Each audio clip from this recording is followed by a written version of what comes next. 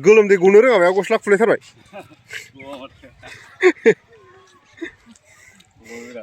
माराय माथो थोबसिबो गैयालाय गरमालाय गुजुदों गोरान गुजुनाय ओमफ्राय टाइफडनि आरोखि बेखौ लांनो फैदों hello everyone good morning welcome back to my new blog in TodaysVlog ETC channel आंनि TodaysVlog ETC चैनलाव नोंथांमोनखौ आरो फिन खेबसेयाव गुरै बरायबावनाय जाबाय दा फुंनि सम दासो सिखारदों आं नै मोखां सुवाखै मोखां सुहैग्रोनांसिगौ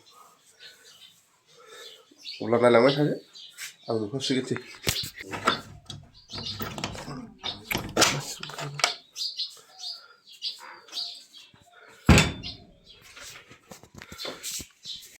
सफैलायबाय नै आंना दा फुंनि बोथोर दाउ फैनानै दङ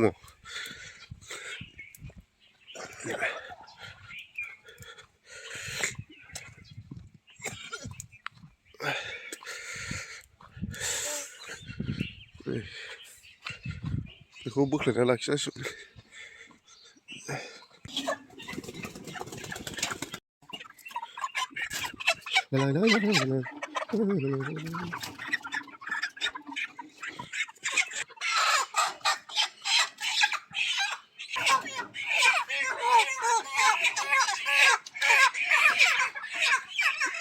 दा नै बोख्लायगासिनो बयलारखौ गारिनिफ्राय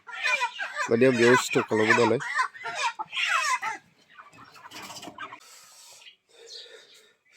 आं दा बयलारबो बोख्लायखांनानै फैबाय आरो मोखांबो सुखांबाय दा क्रिम फुननोसै आरो मोखांखौ फुगारगोरना लानोसै क्रिमा नै टेकनि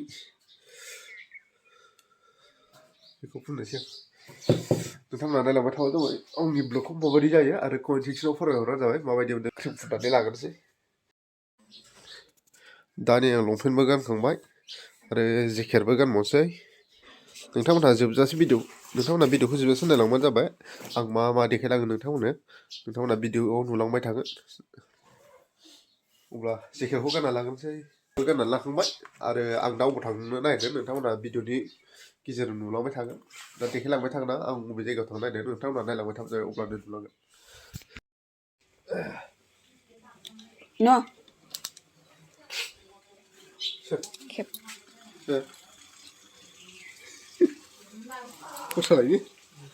दा आं दाबसे जायगायाव थांनो ओंखारबोलायबाय नोंथांमोना नायलांबाय थाबानो नायलांबाय था आं अबाव सहैगोन भिडिअनि गेजेरजों नोंथांमोना मिथिगोन आं अबाव सहैगोन अब्ला नायलांबाय थादो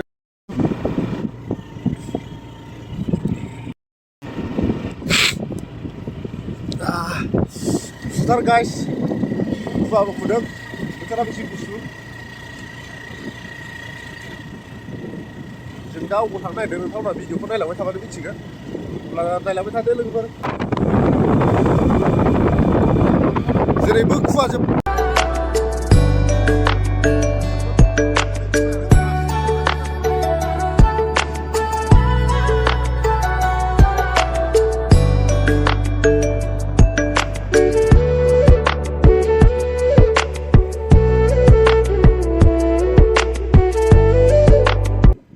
ओरै एसे खम जाफैलायबाय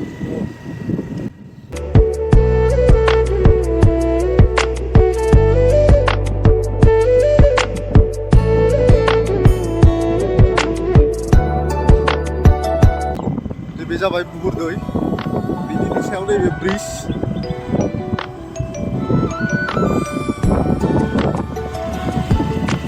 साहा बिराद मा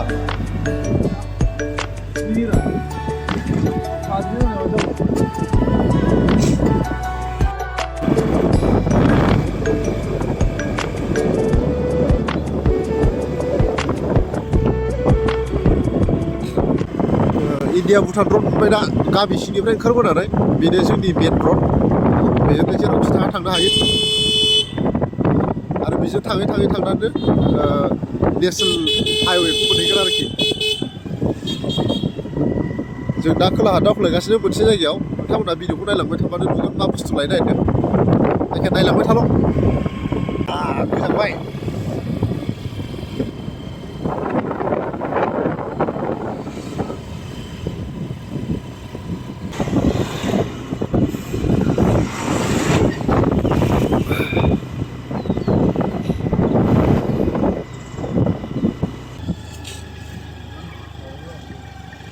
दाबायदियावथ' बिराद गारि भिरो स्कुल फाइभ फाइनालि दा मोनफैबायानोसै जों फैनाय जायगाखौ बिराद बेहेटार बाजार मोनफैबाय जों दा बे बाजाराव फैदोंमोन रुनिखाथा बाजार मंगलबार बारायाव जायो गोगोमथार दा मा बायगोन नोंथांमोना नायलांबानो जाबाय जों बाजाराव खनसे फैदों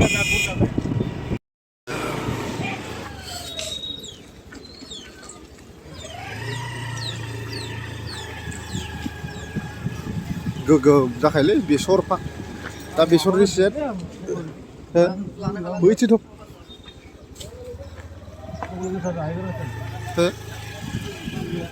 गय नै दा फारौ लाखांबाय 300 थाखा जरानि न'आव फुजा दं नालाय बेखाय अमा फिसाफोराबो बिराद ओंखारसोगारदों बाजाराव बर' आइजोफोर फाननाय बर' जायगायाव बाजार जायोब्ला अमा फिसाफ्रा ओंखारखायो औ आं लाबाखै जाबखोथार अमा फिसाफ्रा बाब औवानि दाह्राबो द्लाम ओंखारथारो बेफोर जाबाय संसार जानायाव बाहायग्रा थौ साराय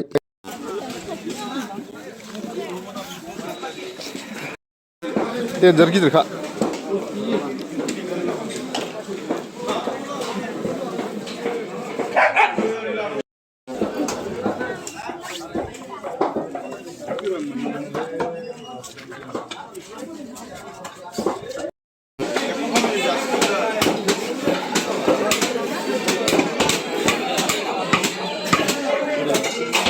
दा अमा बेदर राखांनानै मैगं लानो फैलायबाय नोंथांमोना नायलांबानो जाबाय माबायदि मैगं लालाङो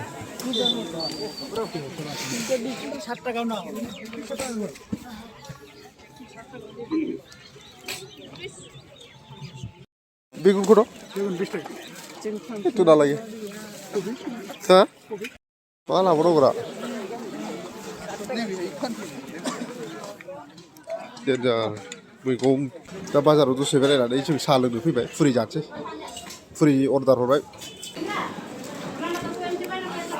आरो दा हाथाइनिफ्राय फैनानै दाबसे जायगायाव मुलि लांनो फैलायबाय जाहुरा मुलि बरि आरोखि गुजुनायनि ओमफ्राय टाइफयड जानायनि नैबेयाव लांनो फैलायबाय नै बेजों आंजों फंबाय नैबेयो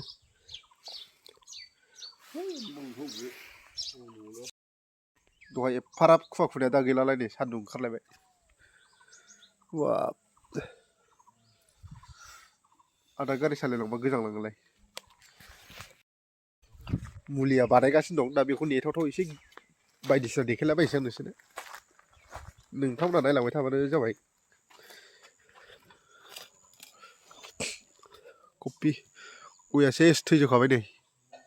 बिलाइ मोनसेबो गैला थैजोब्बाय एम्फौ जानाय जै फांसे थैदावबाथाय फारि फारि थैलांजोबखायो बिराद गाज्रि बे बेमारा बे गय बिफां सिङाव एम्फौ थायो ओमफ्राय बेनो बास्लायजोबो आरोखि थैजोबखाबाय नायदो दा नै बरिखौ लाखांबाय थांफिननो ओंखारबाय जों थ' सालायदोलाय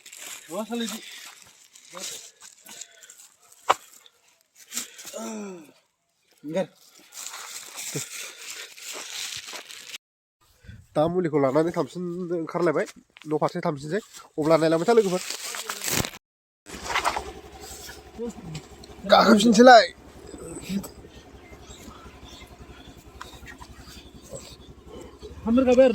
थांफेराखैलै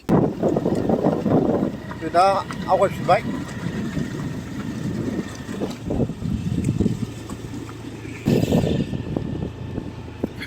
गिर्जा हासार नामा जाखो ओरैसो होथेजोबा नैबिजों सालाय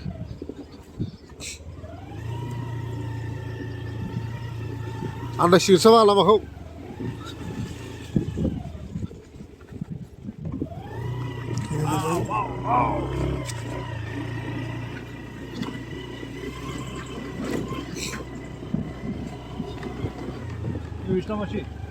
नङा आद्रा बेजोंसो सिदा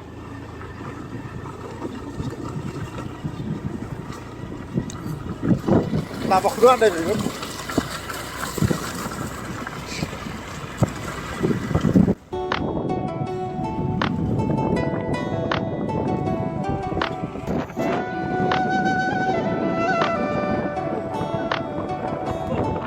बिदिबो दंसै गय बागान कि गय बागान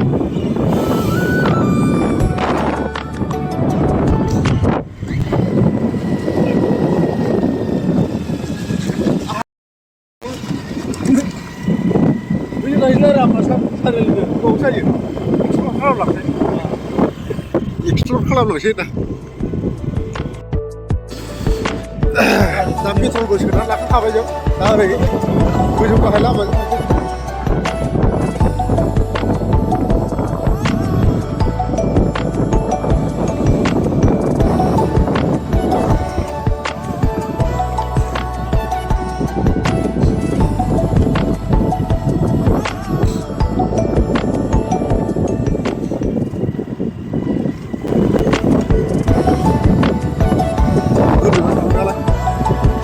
खालाय जाला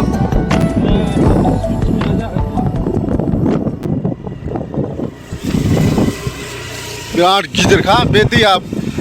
भुटान हाजोनिफ्राय ओंखारख्लायबोनाय बुहुर दैसा होनना बुङो बिराद गिदिर बियो दा बेनि सायाव नैबे ब्रिज दं आरोखि सुइस गेट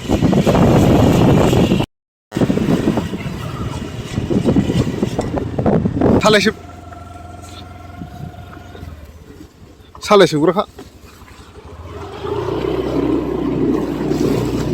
सिबावबाय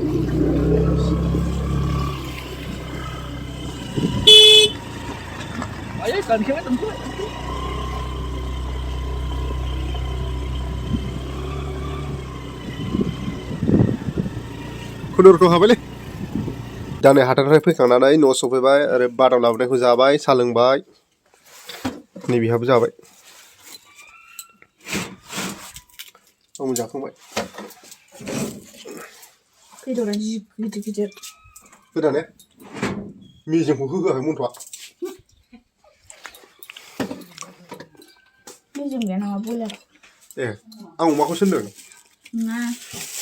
अमाखौ होनखादोंब्रा आंबो गैया नामासो होनदों दासो केकबो दं बादाम दं मोनसे जाखांबाय स्टेट लटारि बोरै केकआ मोनसे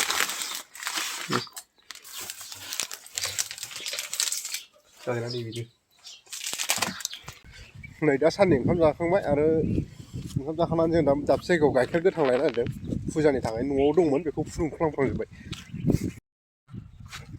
माया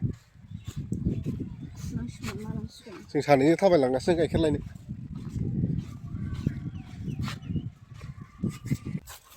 दुब्लिजोंसो बारस'बोबाय जों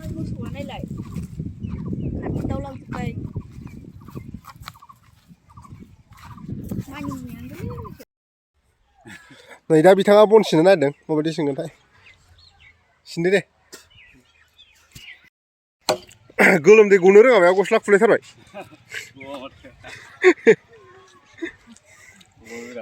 मारै माथो थोबसिबो गैयालाय गरमालाय